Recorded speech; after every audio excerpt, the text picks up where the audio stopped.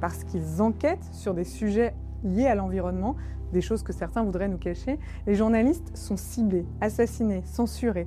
Plus de 200 attaques de journalistes qui travaillent sur ces sujets ont été recensées par RSF ces 10 dernières années. Il paraît que les questions écologiques font paniquer les esprits et bâiller d'ennui. Trop techniques, trop lointaines, trop déprimantes. Et pourtant, elles s'incarnent chaque jour dans notre façon de manger, de consommer et aussi de nous informer. Les enjeux climatiques comptent aujourd'hui parmi les cibles principales de la désinformation. Aussi parce qu'ils enquêtent sur des sujets liés à l'environnement, des choses que certains voudraient nous cacher. Les journalistes sont ciblés, assassinés, censurés.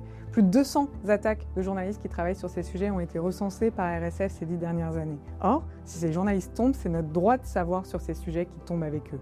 En Amazonie, par exemple, les journalistes sont particulièrement ciblés. Il y a 3 ans, jour pour jour, Dom Phillips s'était tué parce qu'il enquêtait sur la déforestation en Amazonie, parce qu'il racontait ce que d'autres voulaient taire.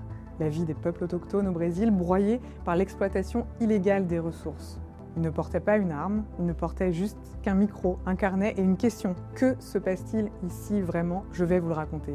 Raconter, c'est évidemment ce qu'il faisait. C'est pour que d'autres sachent ce qui se passe et aussi pour que ça change. Dom Phillips était journaliste britannique, il écrivait pour The Guardian et d'autres médias internationaux. Son meurtre, c'est le symptôme aussi d'un monde où aujourd'hui informer peut tuer, où informer sur le désastre écologique et ses conséquences humaines tue.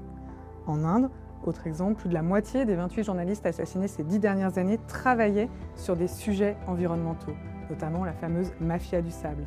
D'autres sont détenus, c'est le cas au Cambodge dernièrement. D'autres entravés dans leur couverture simplement de manifestations de lutte contre le changement climatique. C'est le cas encore récemment en France.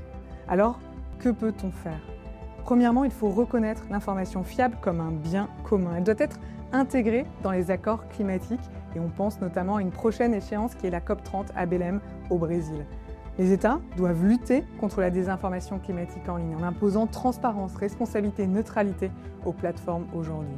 Autre moyen d'action, évidemment, il s'agit de protéger les journalistes sur le terrain par des plans nationaux, des mécanismes d'alerte, des enquêtes aussi quand ils sont attaqués, des enquêtes rapides, que chaque attaque appelle une réponse et une lutte contre l'impunité.